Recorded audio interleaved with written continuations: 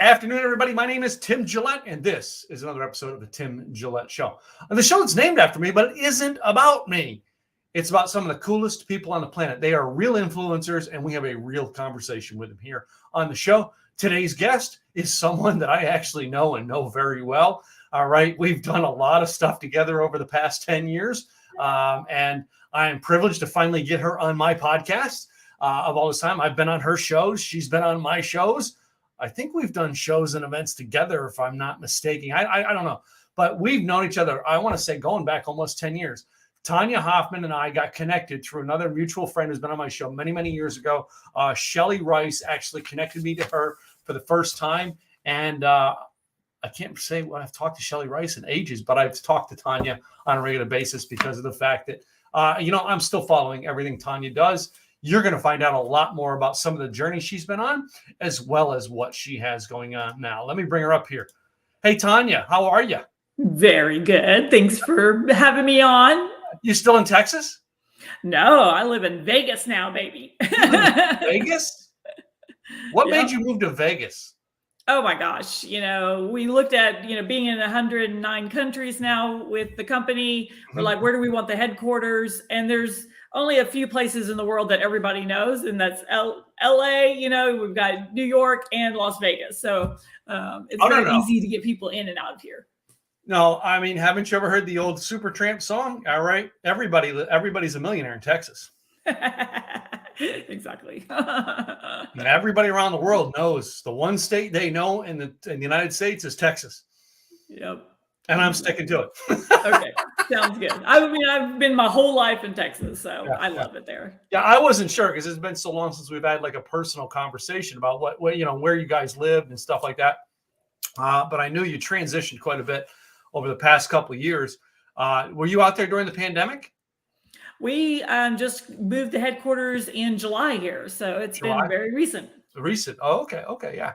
Because the Vegas airport is when the world was shutting down. I was in the Vegas airport trying to get home during the pandemic. Crazy. Yeah, I was coming back from California, and my flight went through Vegas, and I got off the plane in Vegas, and I'm watching people fling for an airplane trying to get home because the world was shutting down. And I'm like, just get me home. I don't want to have to walk home from Vegas. Yeah, exactly.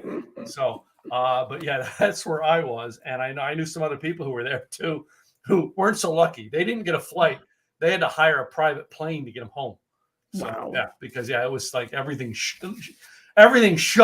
down. Yeah. And that's where I was in March of 2020. So anyway, crazy. Well, it's been a long time since we've talked and had you on my show or me on your show. And your world totally changed with a concept that came out of nowhere, all right, called BeeKonnected. Where did this come from? Oh my gosh. It's been something I've been wanting to do for a gazillion years. And one of the things that I really saw a problem with in the business realm was the lack of connectivity. Mm-hmm. And I was constantly connecting people. Oh, you need to know this person. Oh, there's an event here. They're looking for speakers, whatever it was. I was like, why can't I do that seamlessly? Why can't we do that on a big scale? And that's how I came up with the idea. Got into algorithms and artificial intelligence and started hanging out with a bunch of geeks at geek clubs. And then I was like, that's how we could do it. We could do it this way. Now, I remember the last one of your conferences when you were doing the public speakers was in Palm Springs, California, out in the desert. And I remember, I was wondering if this concept started because I know Teresa and Scott Schilling were talking about an idea that sounded very similar. When I seen this come up, I'm like, wait a minute. And they said that they sprung up an idea while they were at that conference. And I was wondering if that was related because I know you work closely with both of them still.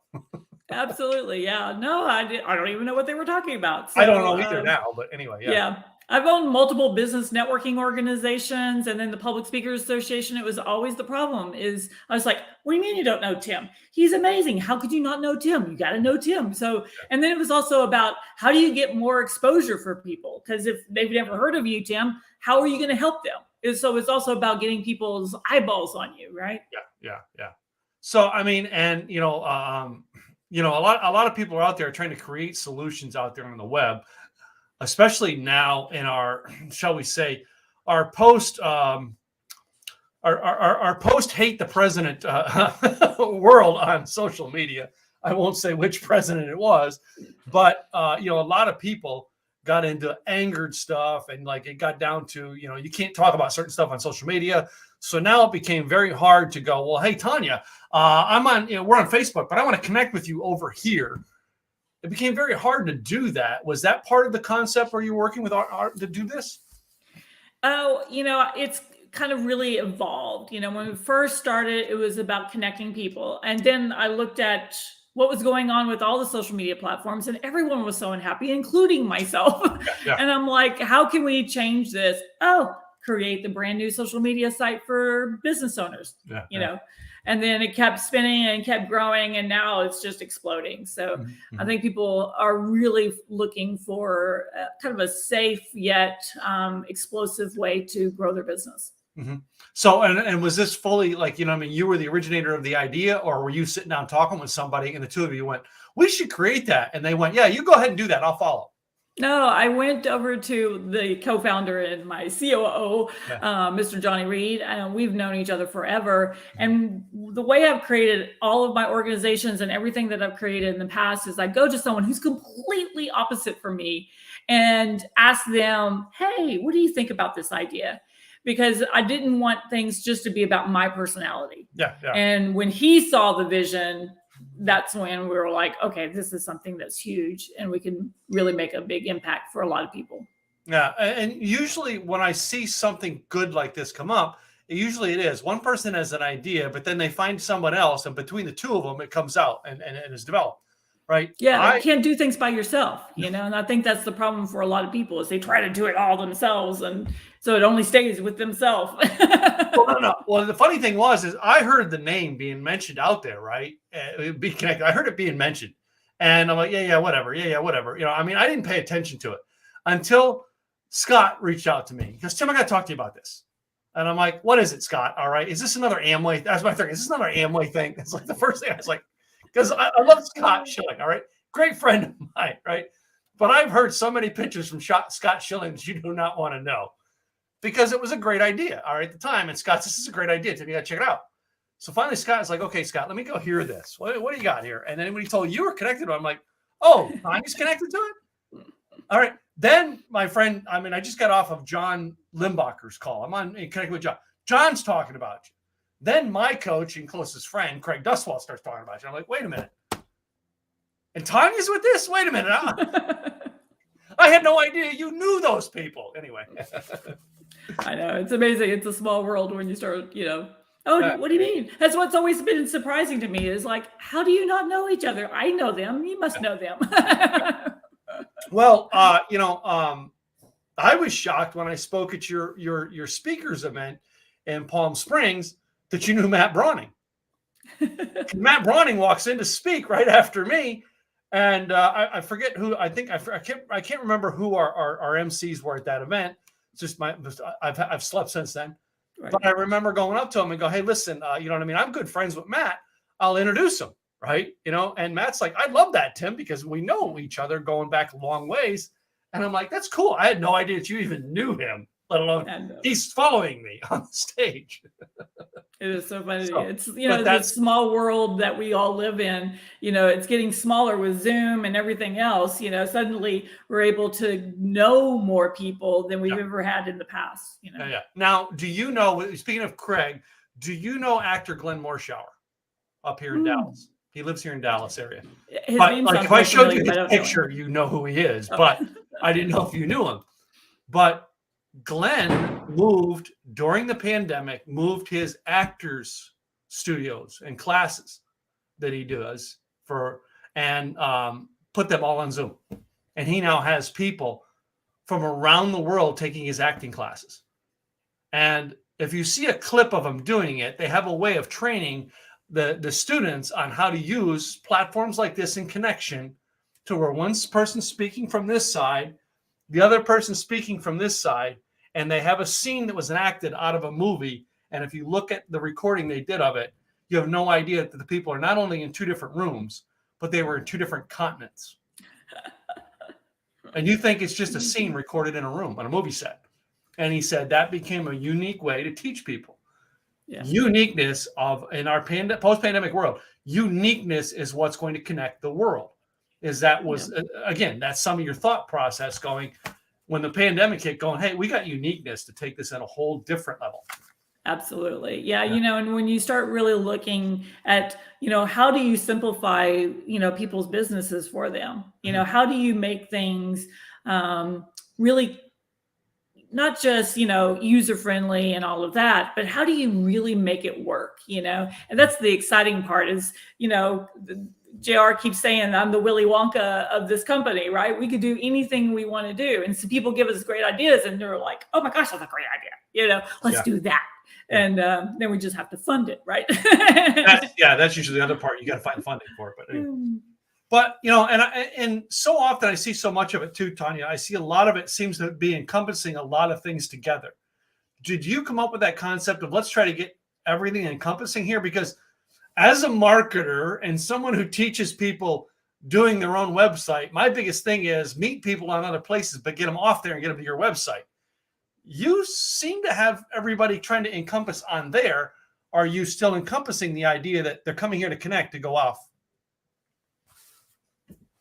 Yeah, it's pretty quickly. It's all going to be very total encompass within BeeKonnected, where someone can come in and really do everything that they need to do and stream from BeeKonnected out.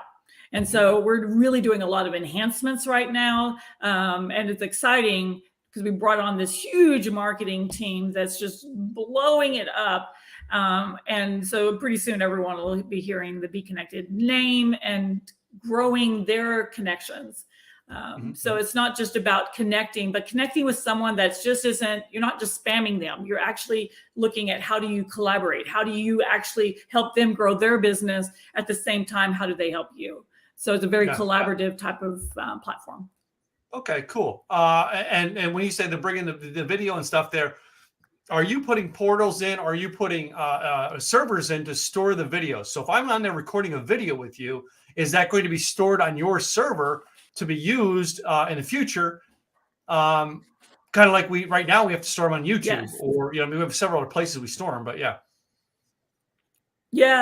that's one of the things we're looking at creating at this moment. So this is insider information about having a one-stop shop. So that way you're doing the recordings and then you're streaming it from our system over to Facebook and YouTube and the other platforms. Okay. So it's that was going to be my next question. You are working so we can stream it out, and are you working in a place where I could stream it out to my website as well? So, the IT team can do whatever and create whatever. So, I'm sure there'll be lots of reiterations of the platform. Okay. Yeah, because mine always has been, you remember Blab. You and I were on Blab, all right?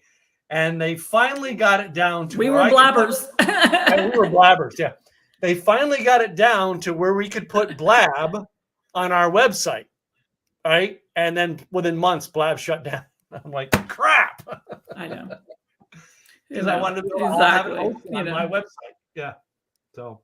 And we've got some other really cool things that we're putting together because we're really looking at what's the best of all the different social media platforms and take all the best things and put it into BeeKonnected and take all the stuff we don't like out, right?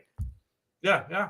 So, and I kind of like, some of the people who've done innovative stuff over the past 30 years have been people who go, oh, well, let me go study the industry, find out what people want and find out what people don't want, and then I'll create it. So This is basically what you guys are doing. Yes. And, and it's great because the influencers are really looking for alternatives right now. And especially since we're a monetized platform, they can actually monetize their following, which is the first time, most of them have to go find a sponsor. Here we are, the company actually sponsors them. So it's a very cool, different approach. Again, it's a disruptor in the system. Okay. Well, the other question I have is when it comes to doing those things, and you say, influencers are coming there. Over the last couple of years, some people have been kicked off of large social media platforms. If Donald Trump comes to you, are you going to let him put a platform on you? Yeah, we only have, and this may be the one issue, we have two real rules, Yeah. besides no illegal, activities, Yeah.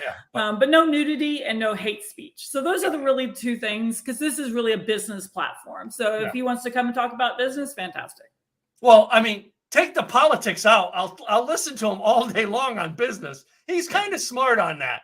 Yeah. I don't want to hear his politics anymore, but business-wise, I think people are really looking at that. They want a different solution to look at business. They don't want to deal with all the politics, but they don't want to also, we've got so many people that want to talk about their business and they can't because they're getting flagged and kicked off of the other platforms. So yeah, one of the podcasts that I've created with another co-host on Monday nights, we do a podcast on sharing drinks, alcoholic drinks and foods that pair with it, right? And everybody's like, why would you do that? Is because she's in the insurance industry and she can't do a podcast on insurance. Yeah. So we do a podcast and her insurance agency sponsors it and my marketing agency sponsors it. It's like, it's a way for us to have fun with a podcast. Are you going to be open to having platforms like that come on there where it's kind of a lot of podcasts are fun things, not business? Exactly. Yeah. We've got a gentleman up in Canada that does, he does art. What is he called? It's the little cars that you put together and they zoom around, he puts those together on the platform. So yeah, whatever the person's business is. And sometimes it's to drive, just like what you said, it's to drive people to be interested in you as an influencer that wants to go find out, well, what else do you do? Yeah. Right. Yeah. Okay. And I did notice that you have, quite a bit in the library section of other people's courses. How did you arrange that? Because I see some big name people, I've seen their courses in there. I'm like, and this is included with my membership, but over there, they're charging thousands for that. How did you arrange that? Well, it's always great to have friends. You got friends in high places, I'm telling you. Yeah, and one of the things that we really wanted to do too is, especially at the very beginning, because we were building all this software out, and spending $1 million just on the connection generator to connect people together.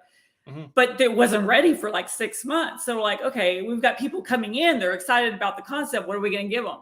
Yeah. And so I went to a couple of my friends. I'm like, hey, could you give us a course? And then that turned into more courses. And then the marketing team that we've got right now, they're connecting us with people that are just mind-blowingly amazing, that are going to be giving courses. So yeah, it's exciting to give people real content, not fluffy cloud talk, Well, yeah, I love something from you, mister. I do. I got to create something for you. Really, I should take some of my old courses and really give them to you. Like the one course, I didn't create it. I don't think it was for you, but I think it was right after you. Was Katrina Sawa was doing an event, and I had this outline for this like really easy get started blogging, learn WordPress course. And I was at Katrina's event, and she she basically came to me before I spoke, and she said, "Tim, you have to offer a $20." Offer from the stage. You got to come up with something. So I had the course outlined, but I didn't have it recorded. So I went to the stage. I offered it from the stage for $20 to anybody who wanted to sign up. 38 of the 40 people there gave me the $20 I'm like, oh, guess I got to go create that course now. Yeah. I think we've all done things like that before. I just got done listening to John Limbacher telling people, I created this thing one time and I said to the ladies, hey, if you want this, I'll go create it. Here's the order form. And they all filled out the order form. He's like, oh, crap, I got to go create it now. That's what I did when I started the Public Speakers Association. Most people don't realize that I didn't just create it and then, make it happen. I literally pushed out an email. Hey, I'm starting this association. Who's interested? I had literally $20,000 worth of apps come in that day. I'm like, well, I guess I'm going to start this association. Yeah, exactly. Well, I mean, this comes down to something I'm huge on telling people to build is I've always say people, you've got to create content to build an audience, then you monetize. And so many people are out there, I want to make money in affiliate marketing. How big's your audience?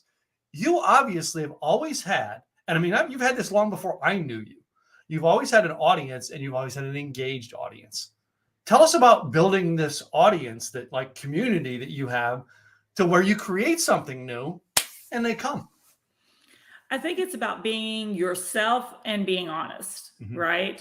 I remember my shift because I was trying to be a speaker, and so I was trying to be perfect and doing webinars and doing presentations, and there was no engagement, there was no building of anything. And so finally one day I was like, I am exhausted, and I decided I'm just going to be Tonya today. I don't even want to deal with it. And from that moment on, I mean, the engagement on that webinar was more than I had ever seen before. And I'm like, who would have known that people would have wanted me? Because you always have this idea that you're not good enough, that there's somebody else you should be. And so from that moment on, people then also love the connection thing, right? When I say I'm going to do something, I usually literally do it because I have a tendency to forget. So I just do it right then. And people are like, oh my gosh, you already did it. Oh my gosh, you did what you said you're going to do. I'm like, well, isn't that what you're supposed to do? So I think a lot of it is about that win-win kind of scenario of always trying to help others. Yeah. Well, you've always had a connection piece to everything you do. Has always had a connection piece. So it's like, it's kind of unique that this is where you ended up going, because even your Public Speakers Association was always about connecting speakers with speaking engagements. Yeah. So even before that, when I had the business networking group organizations, I sold both of those organizations as well. It started off with just I didn't like the other groups that were in Austin, Texas. So I created my own, even though people are like, how are you doing that? There's so many, blah, blah, blah. What comes to find out, people were wanting what I had, right? Yeah. But then I suddenly realized I really need to get out of Austin, because you're never a prophet in your own city. And so as soon as I started traveling and started realizing there was more than Austin, Texas, I was like, oh my gosh. And so it kept evolving me as I evolved myself. Yeah. So you say that, all right, you're never a prophet in your own town. And I've always had a problem building stuff in Dallas, Texas. I've lived here for 24 years, right? Yeah. Always had a problem. And I kept going, man, it's Dallas. It's Dallas. I mean, I go to LA, everybody wants to hear me. I go to, I go to Vegas, everybody wants to hear me. I go to New Orleans, everybody wants to hear me. Florida, everyone wants to hear me. Come back to Dallas, crickets, right? So, like, finally, Craig Duswalt moved here last year, my friend, during the pandemic. And he's like, well, I'm going to come back and build it in Dallas. I'm like, go ahead, buddy. And he does. And I'm like, crap, how the hell did he do it and I can't? Yep, because he's not from there. Yeah, that's the key. I'm not from here, but basically everything I've done serious in business, I've done in Dallas. The stuff that I did in Pennsylvania and Massachusetts and New Hampshire was chump change, and nobody in our industry even knows that I did it. Right. So I don't often talk about it on my podcast, but like, I created a patented idea, 2 of them in the automotive industry, that are alive and well working out there in the world, but I sold them with an early company. And like, when people say to me, well, what did you do when you were younger? And when I tell them, they're like, wait, you created that? I'm like, no, I created the idea. Past the idea, when I figured out how to make it work, I sold it and somebody else made it work. Love it. So, and like, I look at you sometimes and go, well, it looks like that's what you did. Well, I created it. Now I can't fix anything else. So I'll sell it and create something new. I've never felt, people are like, oh, this is your baby. Yeah, but, when I sold the Public Speakers Association, people were like, how did you do that? How could you? And I'm like, I was ready for something new. I'm evolving, and you take something only so far and you let someone else take it the rest of the way, Well, yeah, when you decided to start taking the yearly meeting for Public Speakers Association to, was it London? I'm like, I'm out. Because I don't travel overseas. It's not me, right? But when you did that, I'm like, I'm out. And then so I'm not hearing anything, right? Because I'm not tuned in as much, right? All of a sudden I hear, well, Tonya sold that. I'm like, she did? I had no idea. Yeah, you try to, grow what you can. And then what I really didn't understand is how important it was to bring a whole board around me and really create things. Hi, Janet. And so it's really about, not trying to do everything yourself, which, we all have kind of a tendency to want to do that. Yeah, and think, gosh, and I'm still learning, because there's still things I'm like, oh, I'll do that. I'm like, oh, I've got someone who could do that for me. Yeah. That's it. That's it. It's like learning to grow. But, the idea, I mean, are you somebody who watches Shark Tank? I used to when it first came out. I don't get to watch TV much. I don't watch it, but I have a client who he's built his whole YouTube channel, all right, on like analysis of pitches on Shark Tank.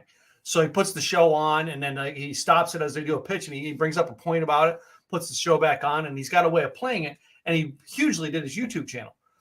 We were doing some of those recordings early on when he was doing them. He was joint. He'd have people like me on there with it. And we were watching it. And half the time I would go, like, somebody was offered, like, I'll buy 100% of your business. Here's the fee. And, you watch the person on Shark Tank go, no, my baby. And we pause it and I go, they made me that offer? Sold. I'll take it. Why? Because I created that one. I'll go create another one. I know. And I think that's the problem is everyone sees they don't have a vision of continuing to grow their life. They can only see themselves right now, right? It's just everything that's right in front of them is the most important thing. And to me, it's always about having that exit strategy from the very beginning. I didn't understand that when I had my retail stores in Houston when I was 25. Like, exit strategy. I thought I was going to have this forever. No. Well, no, I have two companies. I'm dissolving one of my companies this year because in 2021, I sold all the assets underneath that company and got rid of it. I'm like, okay, I don't need this anymore. But when I created that company in 2008, I thought that was going to be my baby forever. Now I'm like, wait a minute. It no longer serves its purpose. Okay, I don't even need that company anymore because I went off and did other things. But most people won't go off and do other things, not realizing that this step led you to this step, which led you to this step. That's why you're building this big thing now. Absolutely. And I see that in you. I've always seen that, like, since I've met you. And I'm trying to think, when did we meet? Was it 12 or 13? I can't remember. Gosh, I don't know. And you spoke on the stage there in Palm Springs. Mm-hmm. That was 16. I spoke 2016. I think that was. Yeah, it's hard to keep up. But I think you and I met, and it might have been earlier than 2012. It was here in Dallas at something Shelly Rice was putting on. She said, "I need to connect you two," and we sat down at the table and talked. Yeah. Like, you were doing breakouts, and nobody showed up. Nobody was at your breakout, so I sat down and talked to you. Exactly. I'm like, what's wrong with these people? Tim's getting it all to themselves. No. The whole world. No. The whole world was like, run. Those two are talking. Exactly. And, because they heard that we're going to be fabulous, influencers on Blab and be blabbers. And I remember, I remember, like, when you were doing, you had the chapters with the PSA chapters. And, like, I was involved with the one up here. And, I watched some good people run it, and then some bad people come in, and then some good, and I think I spoke there like 3 times. But I have people who've spoken on my stage because I met them there speaking. Right. Most people are like, huh? Why would you do that? And I'm like, yeah, connections, right? If I didn't make the connection with you, I wouldn't have gone to that chapter. All right. And met the speaker who connected me. And then, and then they connected me to somebody. Yeah. And I think that's the problem for a lot of people that don't get out there enough and don't talk enough to people. When they're always just looking for the sale, they're missing the opportunities that they can't even fathom what it would come out to be. Right. And how that will turn into something and that's, I think, the missing link for a lot of businesses. Well, it has been, all right. And is like, when I go to a networking function, I never tell anybody what I sell. Most people are like, Tim, what do you sell? Because I don't. I go to a networking function. I don't know if I want to work with any of these people before I make an offer to them. So I try to fill my podcast guests, right? I just like, hey, I've done this before where I've stood up at a networking function. I may have done it at one of yours. I don't know. Where I stand up and just go, hey, listen, I'm not here to sell anything. I've got a podcast. I'd love to tell my audience about you. If you're interested in me interviewing you on my podcast, come see me afterwards. And I always have a stack of cards to go through because I don't sell anything. I offer to promote them, right? And that's exactly what you're doing with BeeKonnected is you're going, hey, guys, you want to be promoted? You want to be connected to the people who are going to give you business? Come here. Is that right? Oh yeah. And it's like perfect timing especially for someone who like yourself that has a show, because we put everyone right there on the dashboard. So that way anybody in all of 109 countries can see you, but we're about to bring in millions of new members, within the next month. So it's like the perfect timing, the perfect storm to be really seen out in the marketplace. Are you going to put up a way so that I can broadcast my StreamYard in there yet? We're going to try to replace StreamYard. So. Oh, no. Tim makes quite a bit on StreamYard. You're not getting Tim off of this one. I did that. No, speaking of that, Tonya, I did that because I'm affiliate marketing. Is how I make a lot of extra money on the side. Is Craig Duswalt got me to switch. And I love you, Craig. I'm not picking on you for this. Switch from Blog Talk Radio to his network in 2014. I did. Within like 9 months, all my affiliate money that I was making from Blog Talk Radio went. And now it costs me money to host an event every week or do a broadcast every week where I was being paid to do an event every week, right? And I'm like, whoa, I got all this stuff set up for a reason this way. Because I used to do these with Zoom. No. And I think you and I did your show. That's where I found Zoom, was I did your original show on Zoom. And I was like, you told me about Zoom, and I went and got an account, and I used that for years until this came along, because you see, I've got all the fancies I can put in there. So anyway, but you're going to replace it, you say? Yeah, well, it's going to be an offer. So because we do pay people. So it's a way for people to monetize. Okay, cool. So we'll see how much you're going to pay Tim, right? Come on, baby.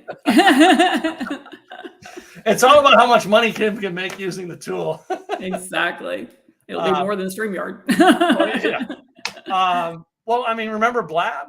Like everybody on Blab was like, well, how are you making money with it? I remember people on there like going, well, I don't have to do anything. I'm just going to do a Blab show. And I'm like, dude, what's the end? What's the end in mind? The John Limbacher in my head. What's the end in mind? Why are you doing this? And I built a huge list off of that, because I know I couldn't. It was market. one of the best platforms I've ever found for finding new clients. So I was very sad when it went away. And that's one of the reasons I created BeeKonnected the way I did, because we wanted to kind of replicate a lot of what they successfully did. They had magic, but again, their whole concept was, and I don't think your concept is connecting people. And it has always been connecting people. I've seen this, Tonya, throughout the last 3 businesses you've done. It's about connecting people, right? Blab's whole purpose behind it was we need to build a platform so we can sell it. I know. And you see what happened. and it failed. And the thing that they created after it failed as well. Yep. Because they're never once looking at a purpose. They're looking at a monetization end. Exactly. You may sell BeeKonnected. I'm not going to say you will or won't. You may, but your purpose of connecting people will never change. Is that right? Exactly. And that's the whole purpose, is how can we help people who, especially that are successful or struggling, it doesn't matter, elevate them, right? Yeah. And that's the whole point, is how do we elevate the world and connect them? What, and here's the question of one I'd like to ask is, what is the one thing that people came to you that took you the hardest to create? Like, I want this in the platform, and it's like, and you guys like, how are we gonna make this work? It was I know there was one, but I don't know what it was. Well, the connection generator not only cost us the most money, but really was the most challenge, because it was all the creation of the algorithms and the artificial intelligence, so that it would actually connect people not just to their target market, which is what everyone, this isn't connecting me to my people. I'm like, that's called spamming. This connects you to people who have your target market. And so when people push it, like the marketing team, they push the button, 6 people popped up. They're like, oh my gosh, this is incredible. That's what we wanted to create. But it was incredible. That's why it took 6 months to create that puppy. But the good things usually do take some time to get them to work. That's exactly the truth on that. So, who is some people that you would like to get, influencers you would like to get on BeeKonnected? It's people that really want to grow, not just influence, not just, how many followers do I have, but really have an impact. Mm-hmm. That's really the most important part, because if we can create and we are creating a platform that has some of the most unique, inspirational, motivational business owners and entrepreneurs in the platforms, without all of the side stuff and all the side spam and trolls that we're all exhausted with, is elevating it up to, real professionals. Oh, yeah. I was wondering if there was a celebrity or something you wish you could get them to have a profile on there. Oh, I want them all. Yes. I asked, I have 2 other podcasts, and one of them is with the girl, Katrina Garcia. And we do it on Thursday mornings. And our conversation went in a weird way this morning.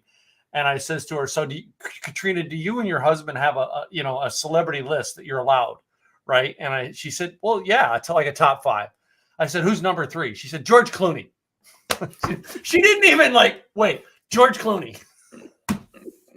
Anyway, but as I was wondering if you ever wanted someone like that, I wish I could get a Kardashian on here or something like that, It's just a matter of building it up to the point where it makes sense for them. I'm not this type of person that, I look at putting the cart before the horse. You got to build the cart, you got to get it all ready, and then you put the horse in the front, right? It's just, it's all backwards a lot of times. Yeah. But in that realm, right, and you and I have been in marketing for a long time, in that realm of celebrities, celebrity endorsement, someone like, let's use, that's kind of a connective person on the planet. I'll try to see if I can pick up a name out of thin air. I would have to go with Jimmy Fallon, who runs the Tonight Show. Jimmy Fallon all of a sudden comes to you and says, well, hey, I'd like to be on the platform. Would you guys go, if you were set up, would you go, okay, Jimmy, let's work out a deal to where, you could do this because it would open up your marketplace?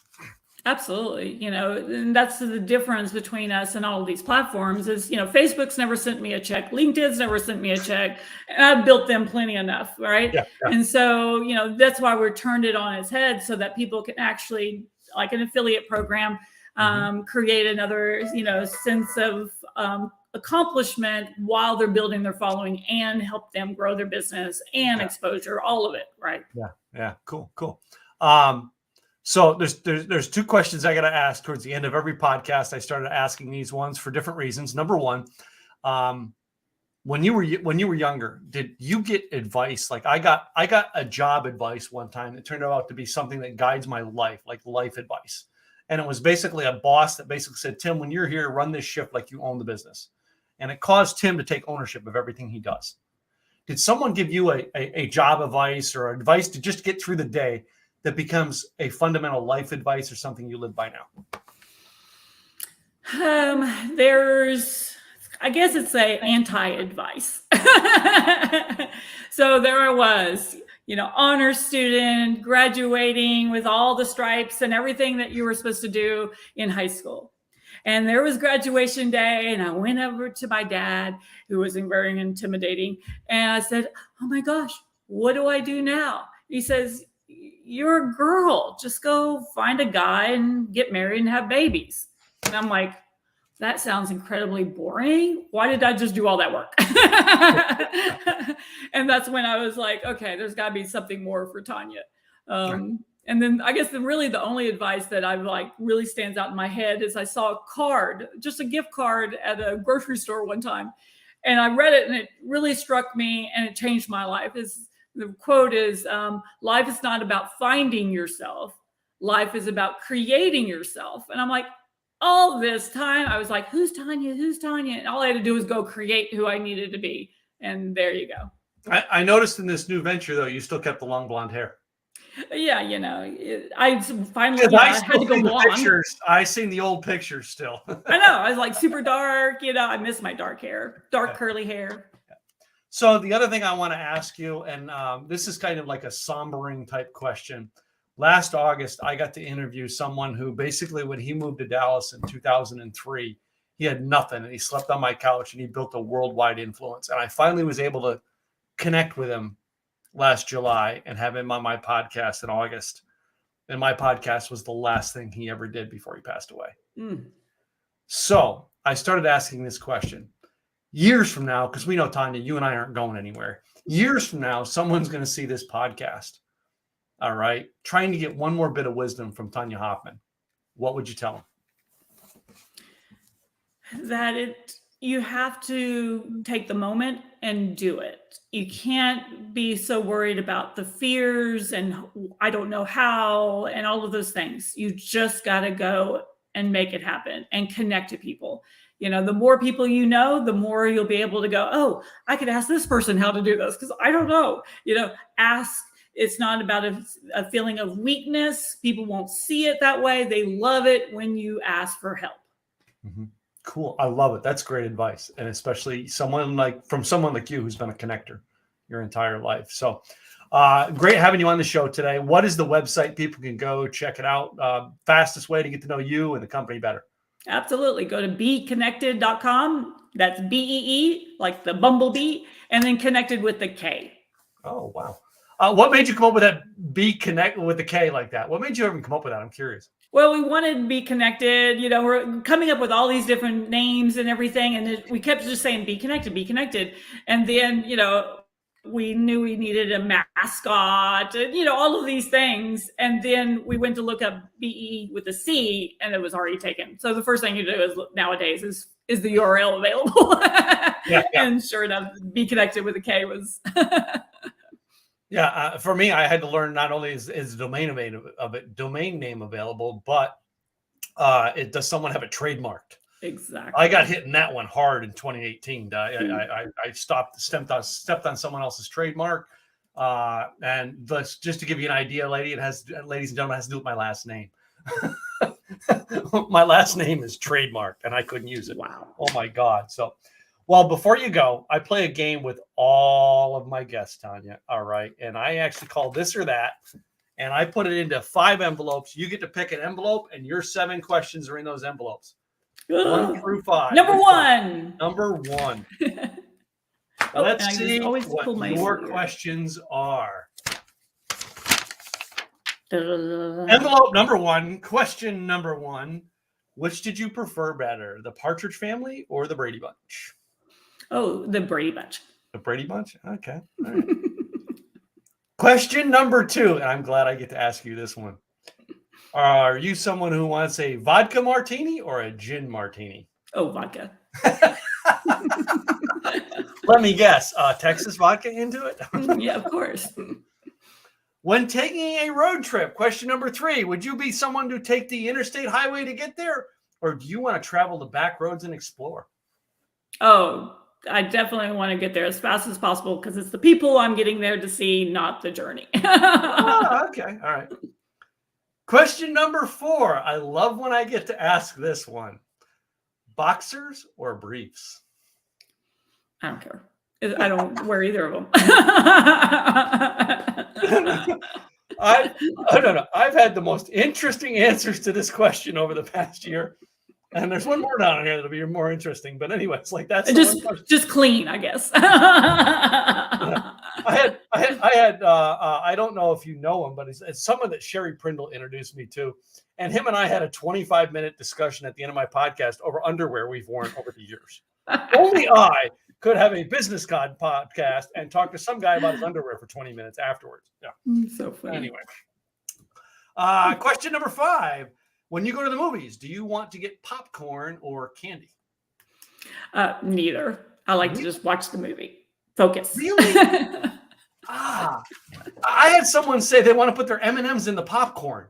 Like, I've had that could work. Yeah. Maybe melt some chocolate on it. I don't know. If you had said just a chocolate bar, maybe. Well, candy and chocolate bar. That's why. Yeah. But I don't know. I don't do it. I like to go to the movie theaters now that have that you can order food from and get wings. Oh, that seems very messy in the dark. It is very messy in the dark. That's the point. You don't have to worry about someone really, kind of judging. No judging. They won't hold your hand because they're worried about after they get done holding your hand of doing one of these numbers. Question number 6. Which one scares you more, cockroaches or ants? Oh, roaches. I grew up in Houston. See, interesting questions, right? Exactly. The last one, the classic from my podcast Even Scott McCain had a blast with this one. At your house, does the toilet paper go over on the roll or under? Oh, always over. Hello. Be proper. Tonya, I've asked that question on my podcast to some of the most, the most positive, uppy, all right, rainbows and unicorn people. And you ask that question and fangs come out. Over, right? I'm like, yeah. Exactly. About that positivity you were talking about? Yeah. Yeah, there's something about people that are like, make sure it's on there right. I know. That is the like dominating thing. And I asked Scott McCain that question, and Scott goes, Tim, when I worked radio, I'd ask that question and the phone lines would light up at midnight.